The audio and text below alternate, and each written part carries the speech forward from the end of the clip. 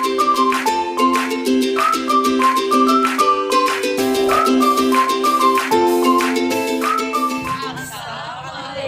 warahmatullahi wabarakatuh. Kita dari kelompok 1, saya memperkenalkan diri, Minati Harini. Saya Inari Rahayu. Saya Felicia Cakra Amin Jaya. Saya Aida Fitria. Saya Herlina Mawarsari. Kami akan menampilkan video dan selamat menyaksikan. Kelompok 1 bisa.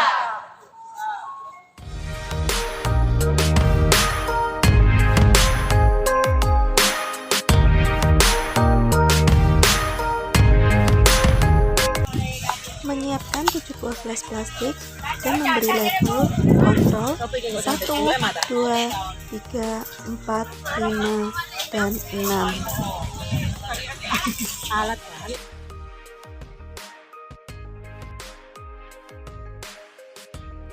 Menimbang deterjen sebanyak 1 gram menggunakan timbangan analitik.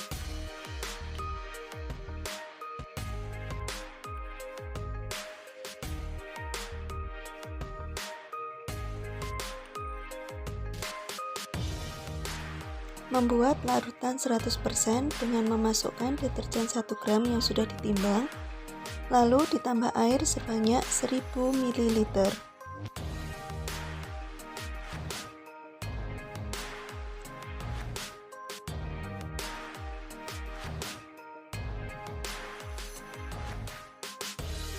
Kemudian kita aduk hingga seluruh deterjen larut sepenuhnya.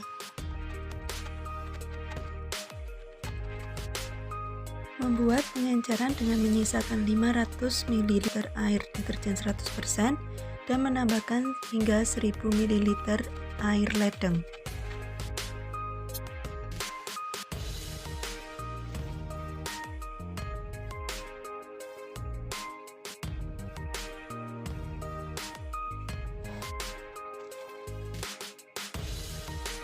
Lakukan hal yang sama dengan menambahkan air ledeng dalam larutan 50% hingga 1000 ml dan aduk.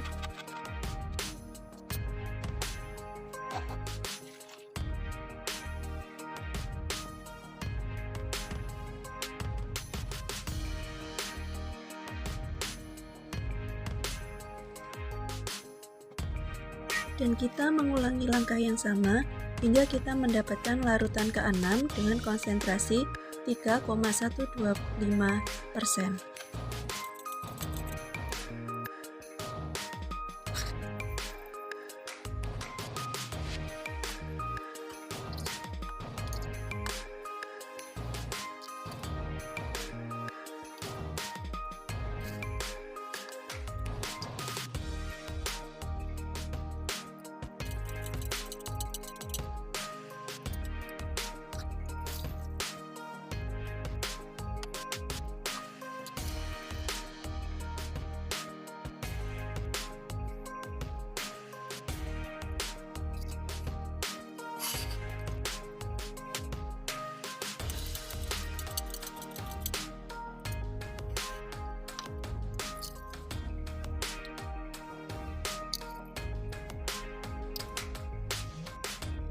Beri kapas pada masing-masing gelas plastik yang sudah diberi label 1 hingga 6 dan juga gelas plastik kontrol.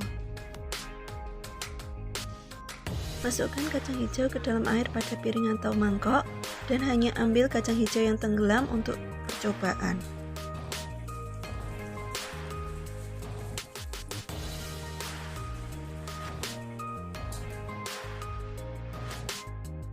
Dari kacang hijau terpilih, ambil 10 butir untuk masing-masing larutan dan rendam selama 5 menit.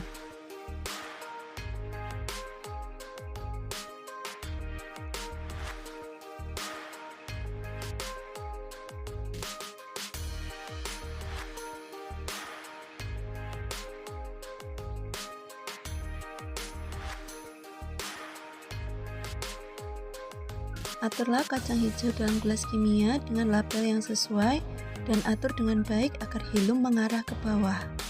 Kita bisa menggunakan sendok untuk membantu mengaturnya.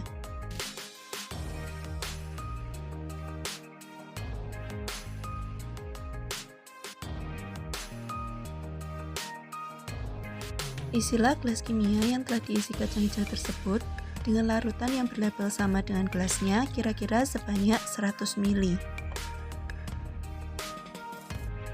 Masukkan semua gelas tadi ke dalam kardus dan amati pada waktu 24 jam dan 48 jam.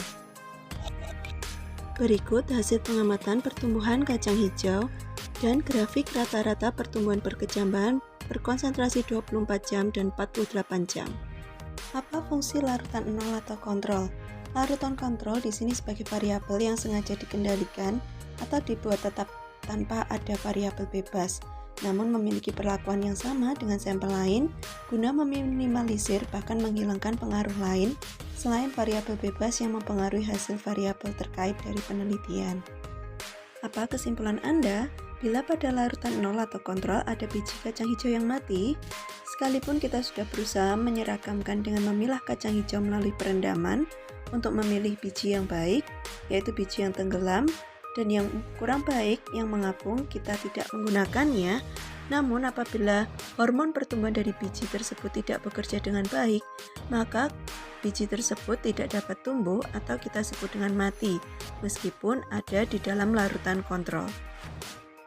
Mengapa pertumbuhan kacang hijau harus dimasukkan ke dalam kardus? Pertumbuhan kacang hijau akan terjadi lebih cepat di tempat yang gelap. Kardus berperan untuk menghalangi masuknya cahaya, sehingga pertumbuhan kacang hijau lebih cepat dan segera dapat diamati dalam penelitian.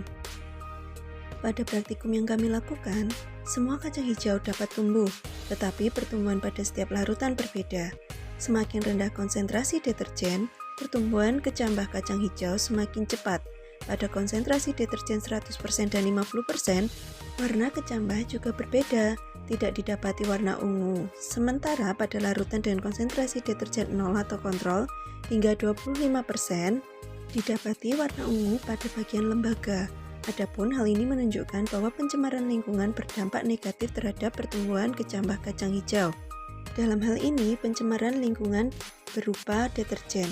Semakin tinggi pencemaran, semakin menghambat pertumbuhan kecambahan kacang hijau.